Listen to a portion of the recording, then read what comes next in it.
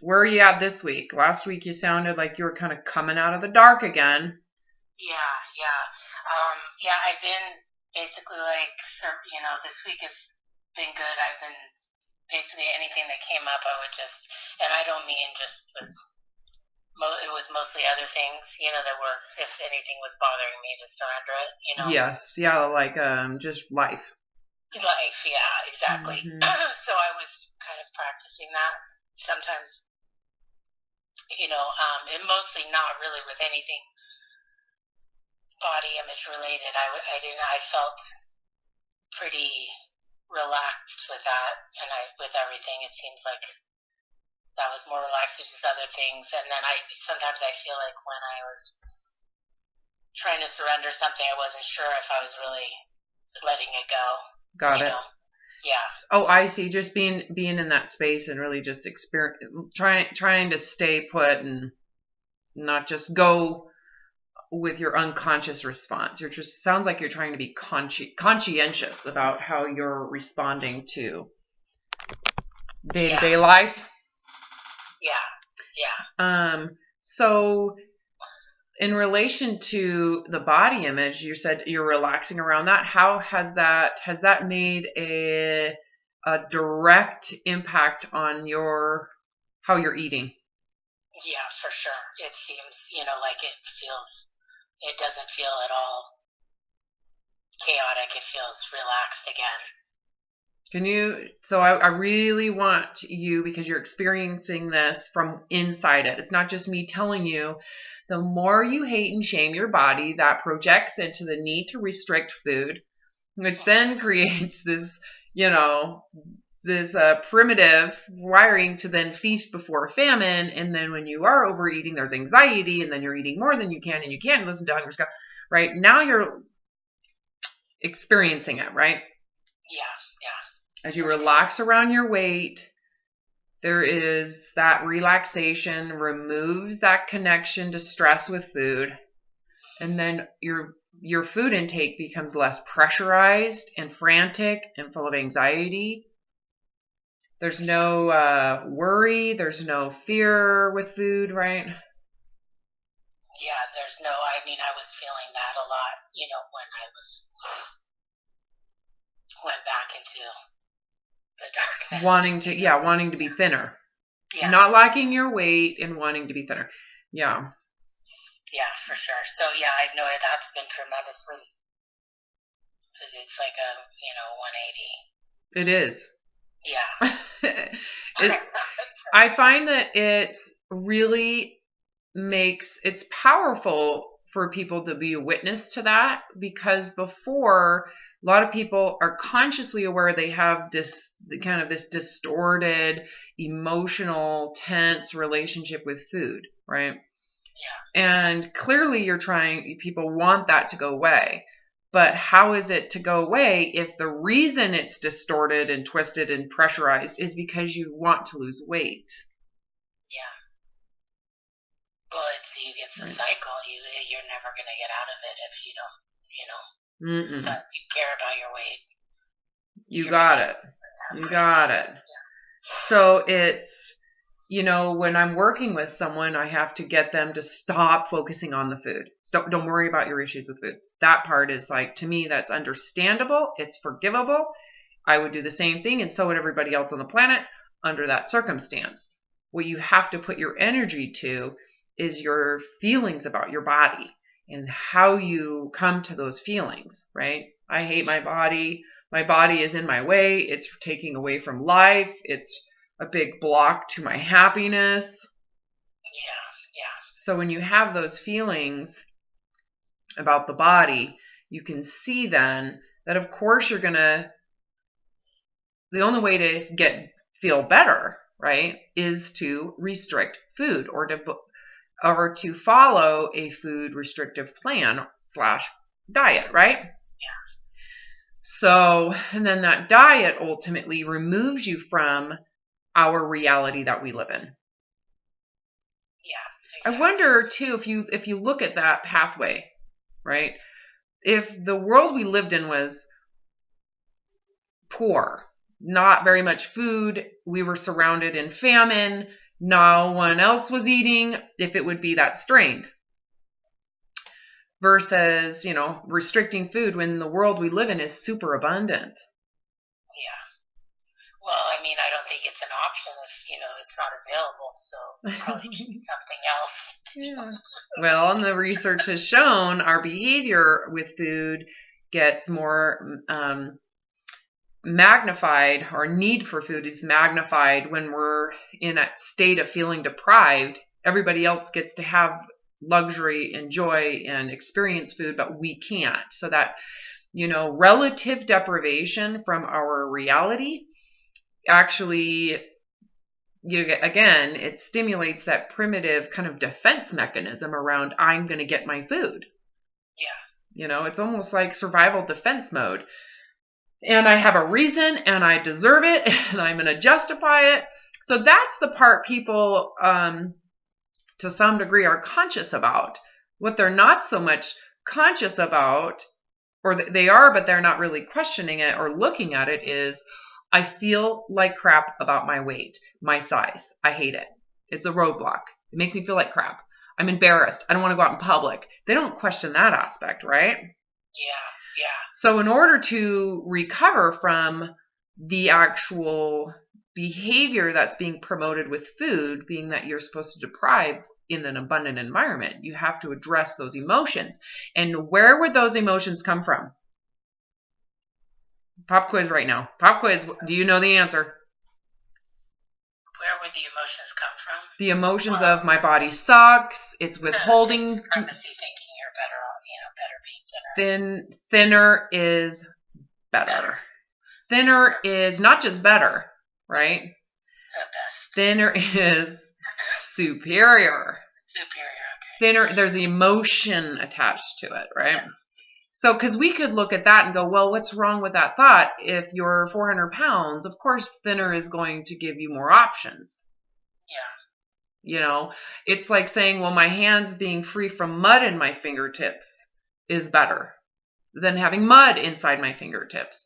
So thinner being better is relative, right? Someone who's anorexic, that would not be the case.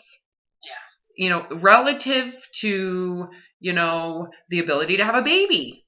Oftentimes thinner isn't better. For some people, thinner, so that's without the emotion. What I want to make sure you really connect to, thinner is superior. Thinner means there's a symbolism that you are a better person because you're thinner. That right there is important to differentiate, right?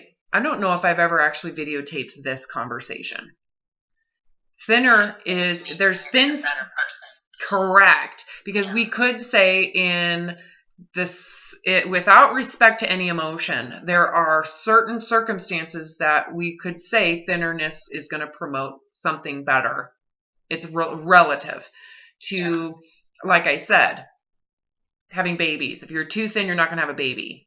So then it would be wrong. But if you're, morbidly obese and you have, too much testosterone because that's what's being promoted with this environment, blah, blah, blah, you could say, well, then thinner could be potentially better. But ultimately, thinnerness is in relation to the environment, right, that would promote that.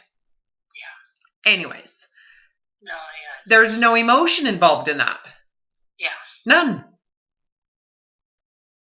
It's like saying, longer hair is better than shorter hair. Yeah. Well, relative to what? I prefer my hair longer because the longer it gets, the more, it lays better. When my hair gets shorter, it gets bigger. It goes straight up, right? Yeah. There's a big difference between longer hair longer hair betterness than longer hair superiorness. Yeah. Okay. I get it. Yeah. And I do think that's an important thing for people to grasp, because they often, confuse when I say, you think being thinner is better. Well, better for what? Better for your narcissism? Is it better for your Is it better for your, self-loathing? What is it better for? So go into the symbolism of what that is. If thinness in your belief systems, because it is a belief, it isn't necessarily a fact. It's only a fact relative to a belief, right? That when you are thinner, you are more lovable. You are a better human being. So it's that attached value as a human being.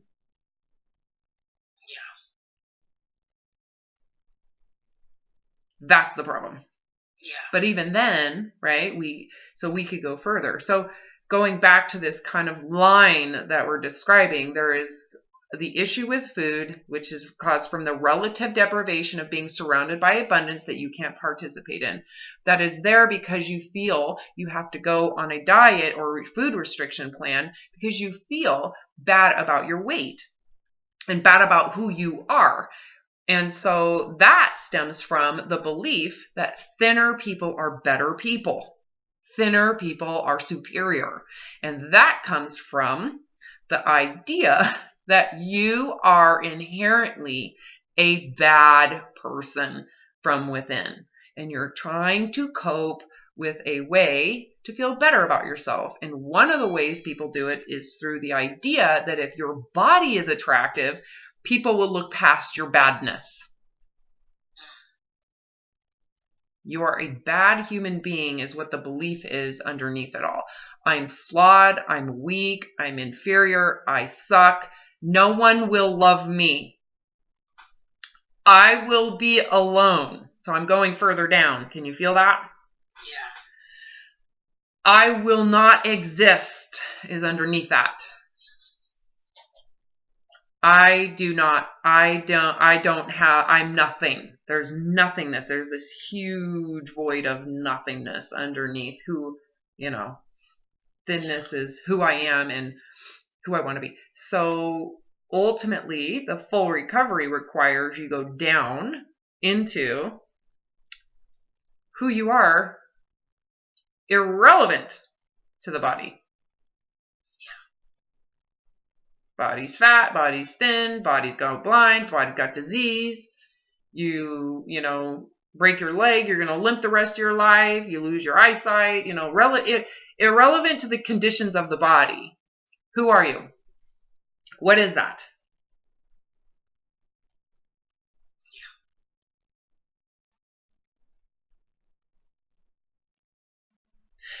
That's recovery in a nutshell.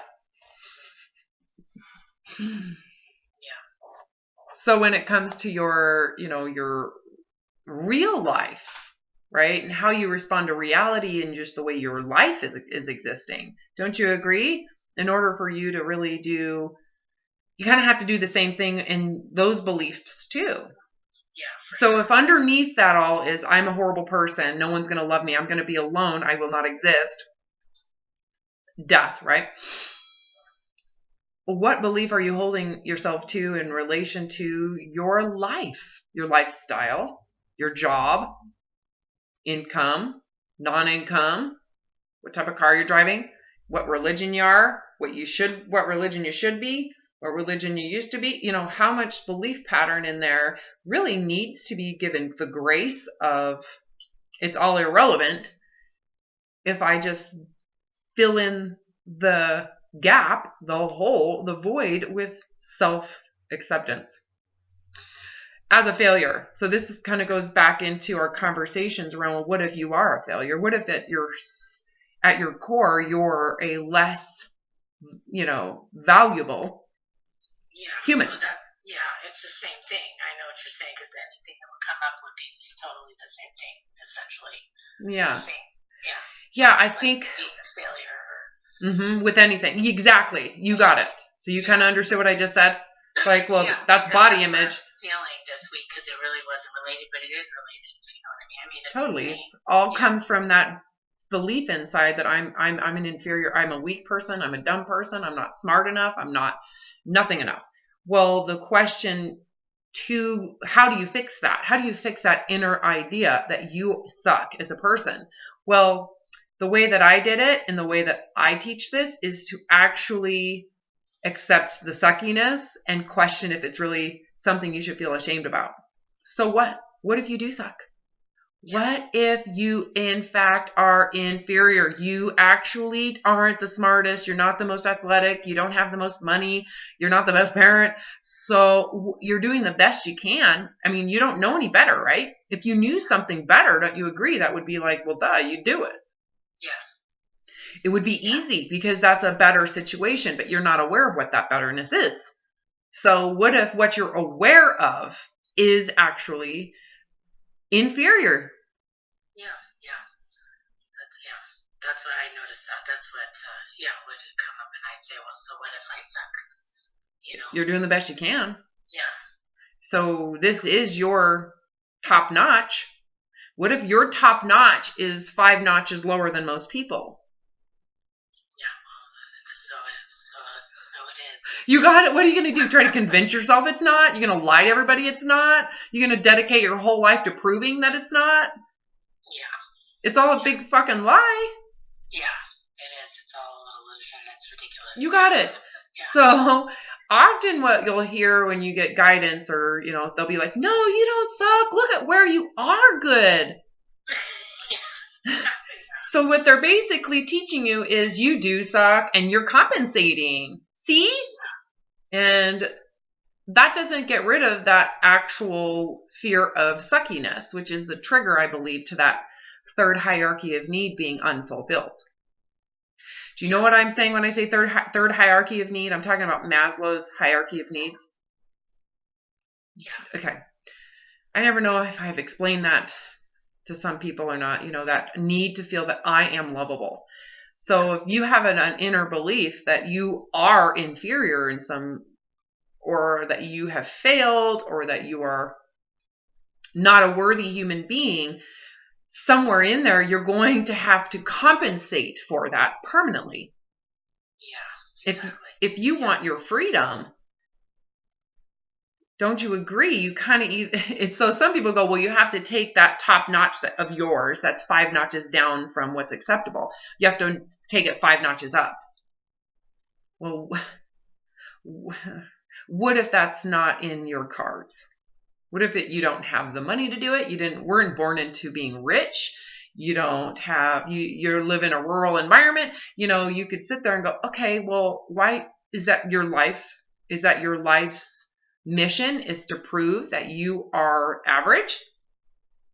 Yeah. Or better than average? Right. No, it's not. I mean, that'll be the rest chasing something. You got it. It's like slavery. Just like the weight thing and the body. Yeah, you have this free life that it's no longer free anymore because you have to devote what you have, the freedom, to some form of enslavement or trap to prove that you are an inferior. And then from there, you got to maintain that crap.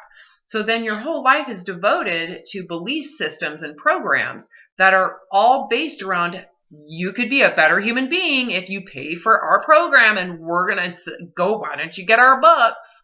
And we're going to make you a better person. And it's like, well, hold on a second. So that just that thought is inferring you're a bad person. You are. Yeah. You got it. And that's basically our system in a nutshell on every variety.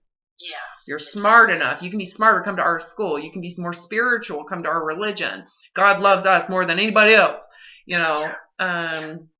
More sexual, more sexy, more attractive, more materialistic. These are all the false idols that are going on, and no one's really questioning them. No. And so when you walk around your day and your life and you're feeling bad about it, 1, are you on your period? 2, I mean, you got to ask those questions. What are you holding life to? Yeah. That is not, that's another thing to look at is when you're you might be holding life to some idea and then criticizing reality. Yeah. As if you know how life is supposed to unfold. Yeah.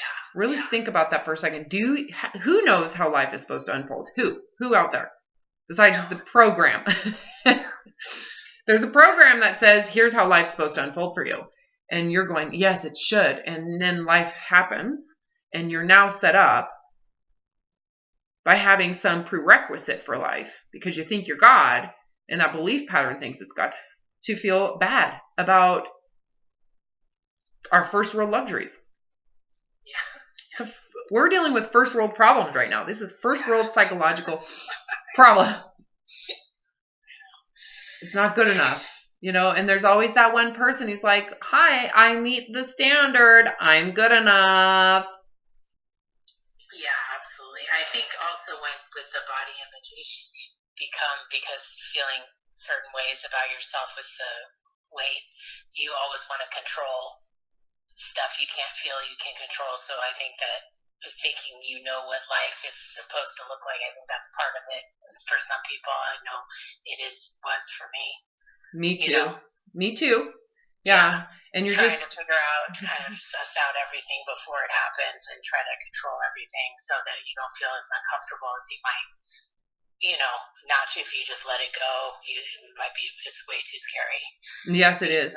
Yeah, so the illusion of trying to do that makes you, for some reason, feel better, but it takes so much energy that you're miserable. It's exhausting, and you can't control it, And you're devoting all of that mental and emotional energy to something just to feel neutral.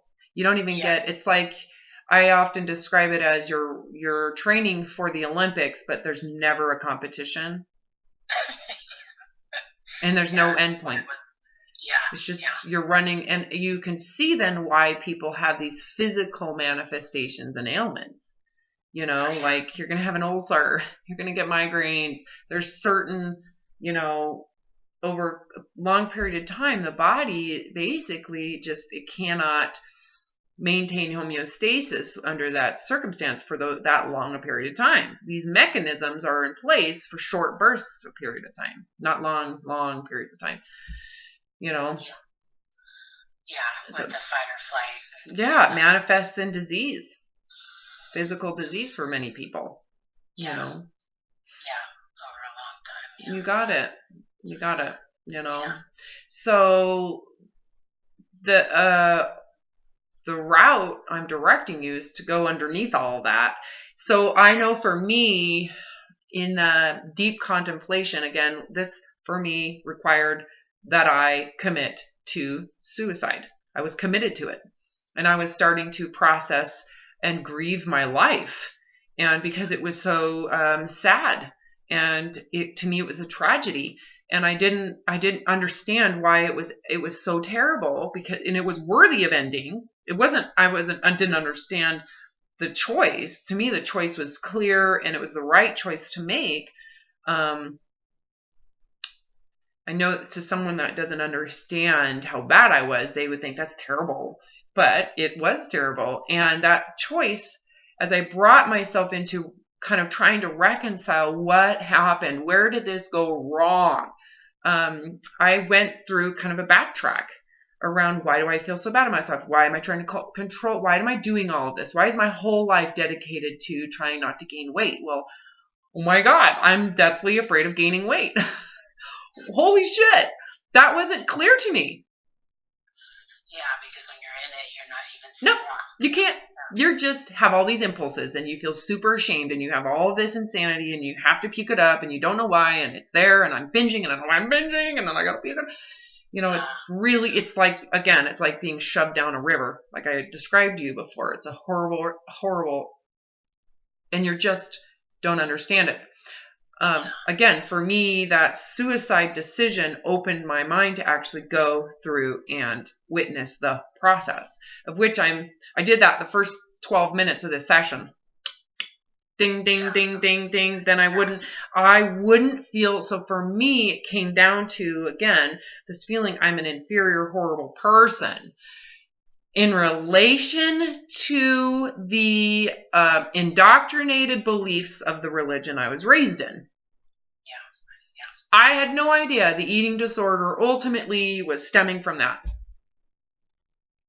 And, and how I related to my siblings because of that, and how I related to my parents because of that. My whole entire nest was only safe in that environment. So you can see why then, for me and for you, it doesn't take, oh, there was this one time that, and this happened. You don't have to go through all that baggage. All you got to do is go underneath it all and witness, am I afraid to be inferior? Because otherwise you'll never, ever get out of this mirage chase. You're going to be chasing a mirage of betterment your whole entire life because you're denying reality. You're denying the truth of where you're at and what you are.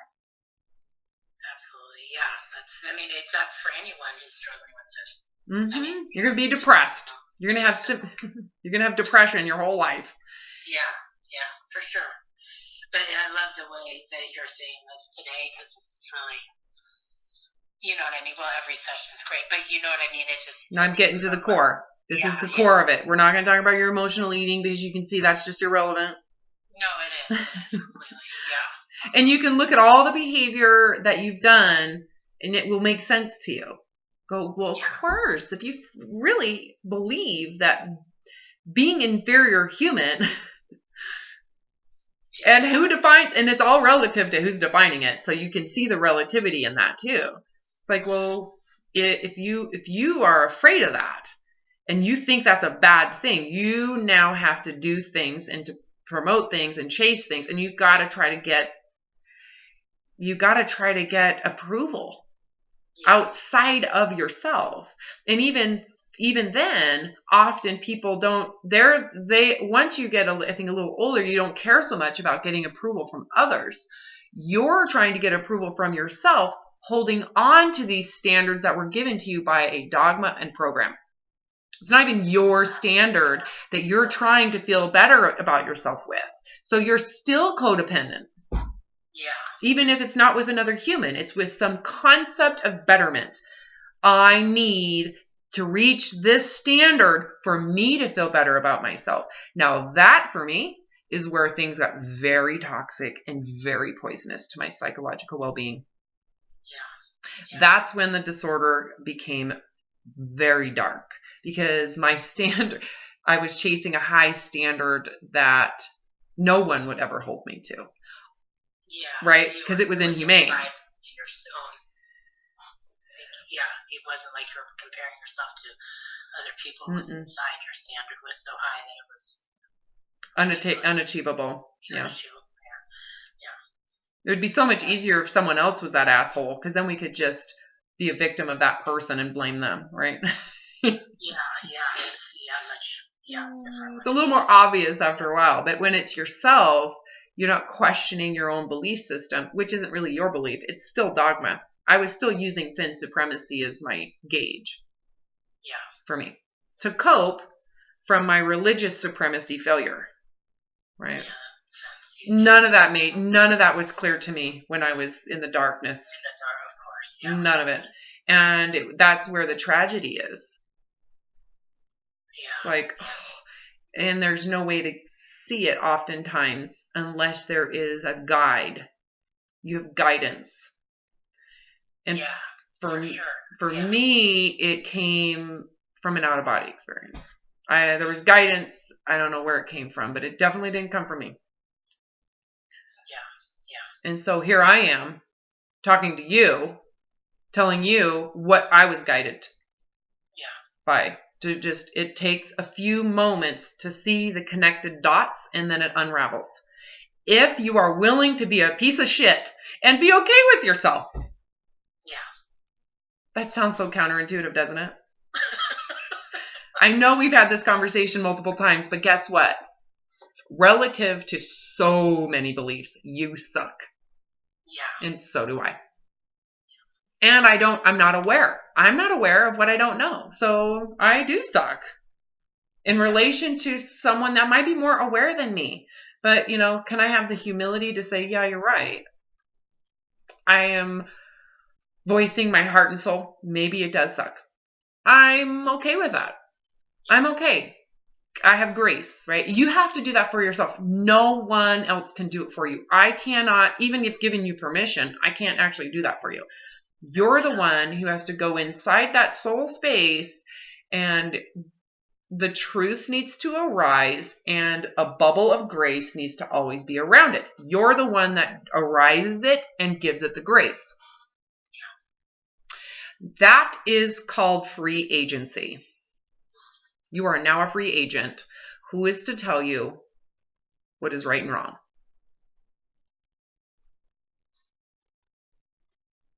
No one. How do you know what's right and wrong? Well, only yourself does. Yeah, and how do you know? I mean, only through your feelings. I mean, is it coming to your mind? Does it come to your brain, like your mind, or does it come from the heart? Which one does it come? Totally. It actually feels different. It's a very different feel. Absolutely, yeah. You know, mentally right and wrong is constructed. Yeah. And that's okay. Like, I'm going to stop at a stop sign. That's the right thing to do. I'm not going to steal that person's shit. Some people need mental rules like that. The goal, however, is that if you can feel it from within, now you're a free agent. Now you're running off of your true integrity versus a artificial integrity given to you by a belief system. Yeah. True integrity versus artificial integrity. Which one would you rather run off of? Think about it. Well, definitely true integrity. It's a natural. I mean, it feels. Comes at a high cost. Comes at a high cost. What's the cost? The cost of true integrity? Yes. Well, letting go of all of this being sucky. You got it. You're so in the zone right now with me. You're gonna suck. You're not gonna know the answers. You're not gonna actually know until you know. You're not until you personally experience what that is. That's where the integrity progresses, right? Yeah. So if you look at how you feel bad about life, bad about yourself, where is that coming from? Well, it's just coming from whatever artificial integrity. Yeah. You got it. And we could even say the work that I'm doing with people, often people make it artificial. She said this, she said that. They've got to memorize it, got to listen to YouTube, they got to take notes, and they have an artificial idea of what it is. Yeah, I see. And then all of a sudden they start binging again. I suck. I'm a terrible person. It's like another program where you have to do well and do this. You got it. It has to be something that you experience from within. Yeah. And then it just makes all sorts of sense. And you're like, well, no, duh. Yeah. Robin isn't that smart. No, I see where, well, because when you make the connection, it's every aspect. And usually I assume people have the same, beliefs in different areas. And it all boils down to the same thing. Yeah, I agree. Yeah. I agree. So that artificial integrity is something that I abandoned 20 years ago. I'm done. I will never again comply to someone else's integrity. I have to use my own. It doesn't mean that I don't listen, that I don't want, if I don't have knowledge, that I'm not going to seek it out, but knowledge only goes so far. When you actually experience something, you experience it. Now you understand it from within it. And from within you can orient yourself emotionally, spiritually, psychologically, intelligently from within it, right? So this is a great example for why I believe much of the eating disorder recovery centers and rehab and help doesn't necessarily work. It's because the people who are guiding don't have anything experiential with it other than the mental concept of what it is. They think it's about the food.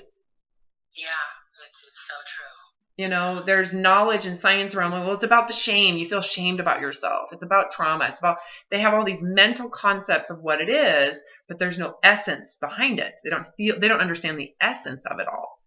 right? What you connected to and what everybody else is connecting to with these YouTube videos is that there's an essence that we're describing that people go, holy crap, she gets it. There's an essence behind it. And so that essence requires that you experience it. So there's the essence of the suffering, but the essence of the recovery is what I am guiding you to experience.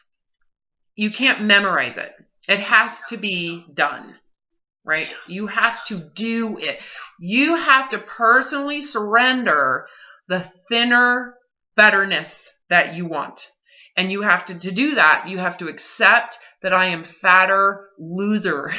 I'm a loser. You have to go into that belief and actually be okay with it.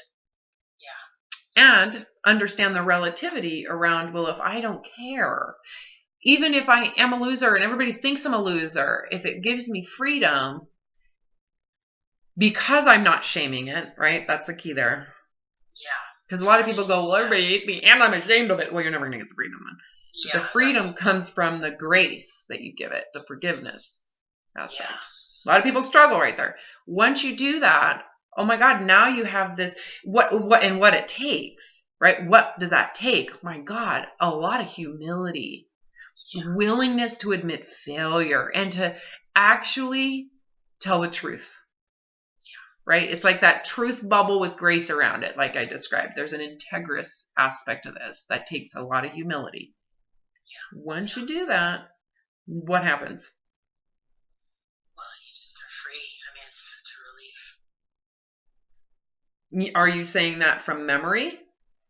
Artificial? No. That would be the artificial integrity, or is that coming from actual integrity, from within your own experience?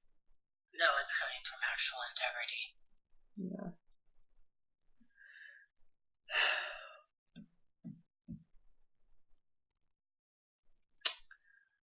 It's pretty blissful. Yeah.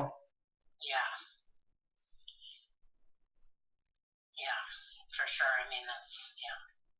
How many other aspects of your life do you need to bring down to the truth of your integrity and give it grace? Give anything about it grace. Yeah, I mean, I would say, I've been doing that all week, but yeah, now it makes even more sense. I would say as a couple more, 3 or 4 areas. I want to repeat this. You have to be truthful about, remember when I said to you, what is the risk of living with true integrity versus artificial integrity? What's the risk? What's the risk? Well, you have to give up you could say I'm sucky at everything. Well, yeah, if you're using the truth, you could actually suck. Yeah, no, I know. I know that. Okay. I know, I love that you laugh at that because it's kind of funny when you hear it because it's like, well, yeah, but that's the truth. It's so free because I've been trying to pretend I'm not sucky, so it's so exhausting. So I'm just like, oh, this is so cool. Right. I'm glad I have this recording right now. But yeah. That's why I'm laughing, because it's just I put up this facade. Artificial. It's fake. Yeah. And that I am better when the truth is maybe you're not. Maybe if you really were to be realistic with yourself, you don't have time to shave your legs and your legs are hairy right now. What's wrong with that? No, nothing. No, they are. Right? Yeah. When you have time, sure. Do you really need to shave your legs? Because that's just one more way we've been brainwashed, Yeah, absolutely. Does it matter? Do you have to be leg shaving? No. You don't. You don't have to be here nor there. You can just be whatever. Yeah. The freedom of the integrity, that's what I mean when I say you have your free will. You have free agency. You are now truthful about your truth. And what if you suck? Well, are you going to be okay with that? Is it okay to be inferior? Yeah. I feel that way. I don't think there's anything wrong because I don't want to have to do something that I don't want to do. So I might suck in an area people think that I suck at, but maybe that's an area I don't give a shit about. I don't care. Yeah. They can do what they wish with their life. Yeah. They have their free will and they can do what they want. Yeah. I don't necessarily need to do what they want so that they can approve of me. Yeah. Now, the key to that is because I'm self-approving. If you don't self-approve, guess what? You are now in bondage around everybody else's opinion. That's so true. Yeah. If you don't have that, you're screwed. You are screwed. And you're going to stay in that lower, survival mode until you realize I'm fucking done with other people's opinion. Because it's never good enough because it's not their life. It's not their life. No, they don't know. They have no clear idea what's good enough for you. All they know is what's good enough for them, and they might be struggling at getting their own standards met. So, yeah, for sure. I mean, you surrender it all. Surrender it all, and be truthful about everything. Stay inside your truth. And no, I think you have to validate that truth. Is that, so within my own heart and soul, I validate the truth that I have, the integrity of what is making decisions is harmless. I'm harmless. I mean no harm. I am actually quite peaceful. I'm loving and happy and joyful. Yeah. That's what's at the heart of what I'm experiencing. Yeah, and I think that's also if the irritability and all that, you're not coming from that place. If you're feeling that. You're judging. Yeah. Yeah, you're judging their experience is not what you want it to be. So again. Yeah, and we're not saying that judging, it means you're a bad person. It means you're human, and you have to pause a second and ask why you need to be superior or someone else needs to be superior than what they are. They are what they are. So if they can't discern this, they'll have their own karma to serve. Why do I got to tell them they're bad and then now I got to serve karma around my own judgment? Why can't I just let people figure their shit out? Yeah. Just because I might have discernment doesn't mean they have to have the same discernment as me. Yeah. Maybe I'm not discerning something they're discerning. Oh my God. And there you go. Yeah, exactly. Why do we got to play God? Yeah. And I say that as a human being that thinks I know what's right and wrong. Yeah. For me. Yeah. We got to give ourselves grace. So with that said, when you release yourself and relinquish your truth, everything is freaking amazing. Everything is awesome. Everything. Awesome. Yeah. You just, because it is what it is, and why do we have to sit here and judge what life is? No, we don't. You got a whole life to experience here. Yeah. Gain, loss, winter, summer. Gain, loss, winter, summer. My dog dies. I get a new dog. It's pain, it's love, it's pain, it's love, it's loss, it's gain.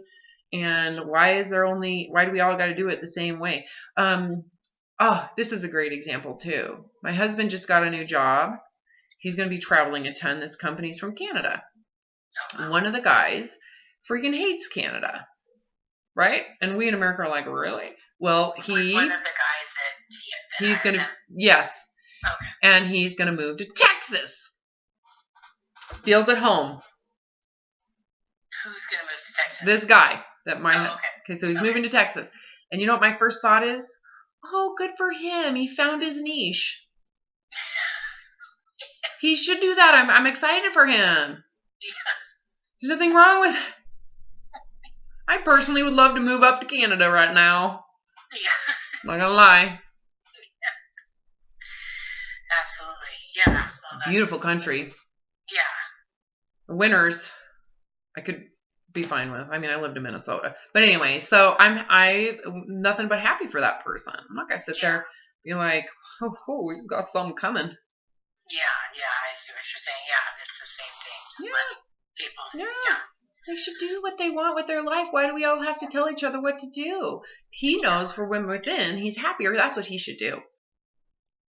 I don't know if I necessarily would feel the same way in Texas. I would adapt. Of course, I would adapt. Yeah. I would probably buy some really freaking awesome boots. And I'd probably show you guys in my YouTube channel my awesome boots. That's funny. Yeah, I know what you're saying. It's a good example of what you're talking about. When in Rome. Yeah. Nothing wrong with Rome. Yeah. Nothing wrong. I lived in Alabama. Yeah. Lived in Minnesota. Lived in Boston. Our country is so fucking huge. Anyway, so whose system are you going to comply to? Because it changes. If you leave California and you come up to the Pacific Northwest, things are going to be different. Things would be different. Yeah. And who's right and who's wrong? No one. You come to Boise, Idaho, you're going to get a huge slap in the face. You're from Cali. Sure. Everybody's going to tell you to go home. Yeah, I'm sure. Don't Californicate, Idaho! Oh, that's so funny. Yeah, no, that's true. You gotta let everyone be who they want to be.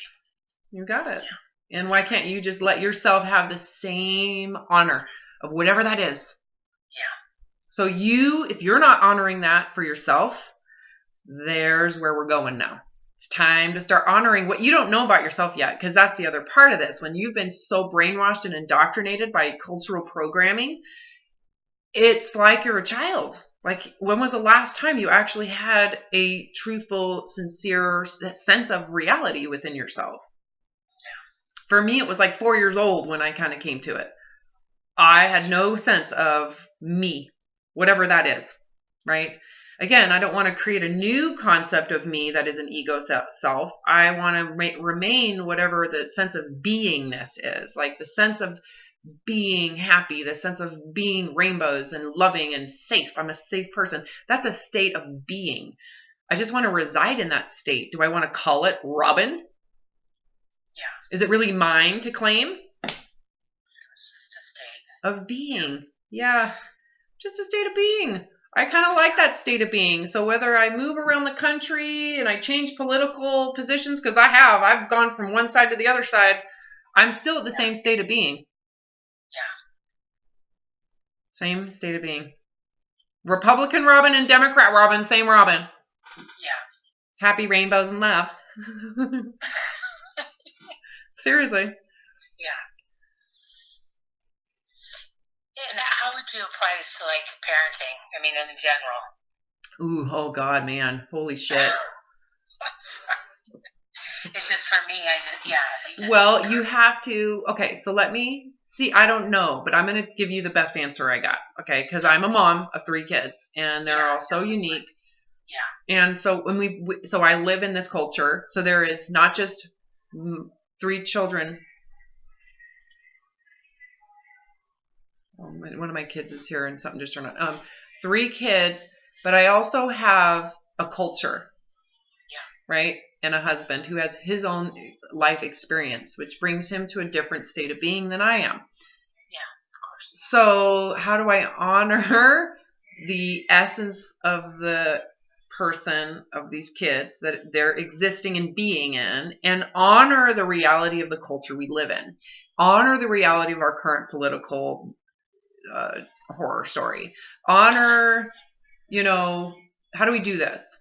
So what I try to do as much as I can is keep myself from projecting my limits onto my children. Because, right, we're all limited. Yeah. Relative to our awareness. So my goal is to not limit my kids by capping their awareness, right? So my goal would be that my children at some point see that I'm special. You know what I mean by that? Yeah, of course. I'm special needs. Yeah. And the sooner they see that, the better. So, because they'll go, oh, mom is so limited in her state of being. She's not aware of whatever. And that they can love me anyway. So, that's my goal. So, how is that for an answer? No, it's good. Well, I think also having them I want them, they're getting educated in our system.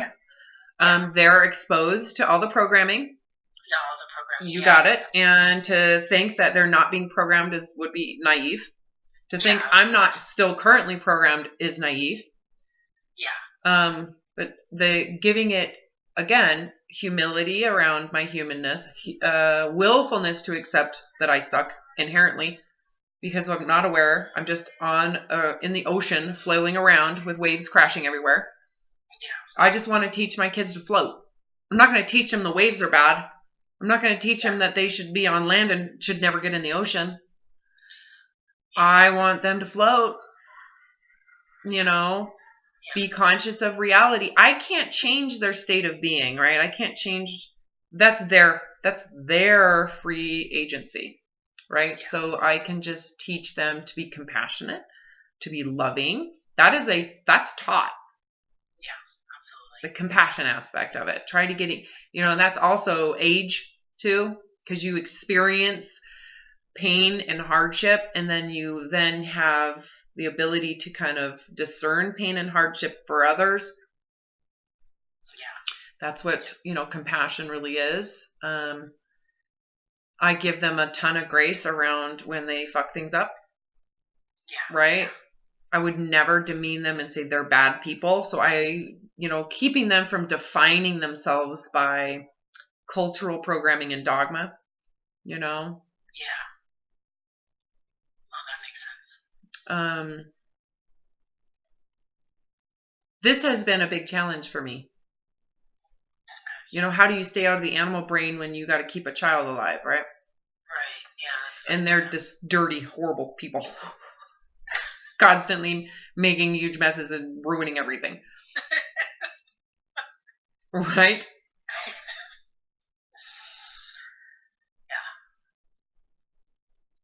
Yeah. It's complicated. It's complicated. Yeah, it's complicated. Thank you. And it changes too, right? As they get older and things change. It's like before it was like how to get my kids to get along. Yeah. How to get them to put in effort. Yeah. Teaching work ethic. And now it's like how to keep them from jumping off a cliff because they think it's going to be fun, but they didn't check the water first, so they might jump and break their neck. Yeah. You know what I mean? Like, they're driving cars. Yeah, driving cars. You accept your kid's going to die when you do that. That's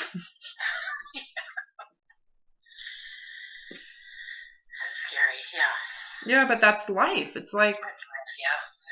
No, I know. So, that's where it's like I try not to project my primitiveness onto them. Like my fear that they'll die. My fear that, my daughter's going to drive too fast and tailgate someone and rear end them.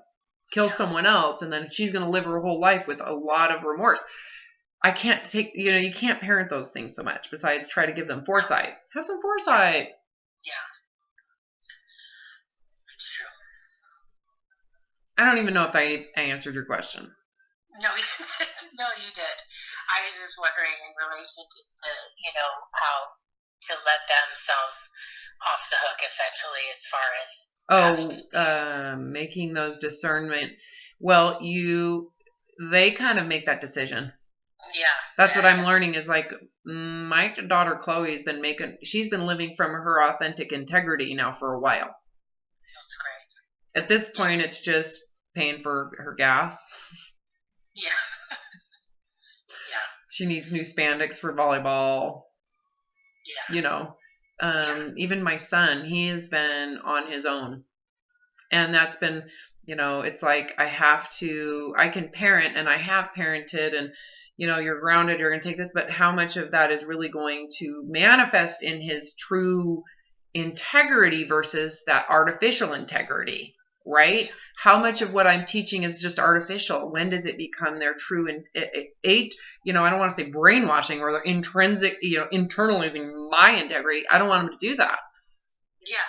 Yeah. My goal is to be able to, here's the reality we live in. Here's gravity. Here is speed, acceleration, deceleration. Here's the reality we live in. Here's taxes. Here's paved roads that those taxes pay for. My daughter Chloe was so pissed that $50 was taken out of her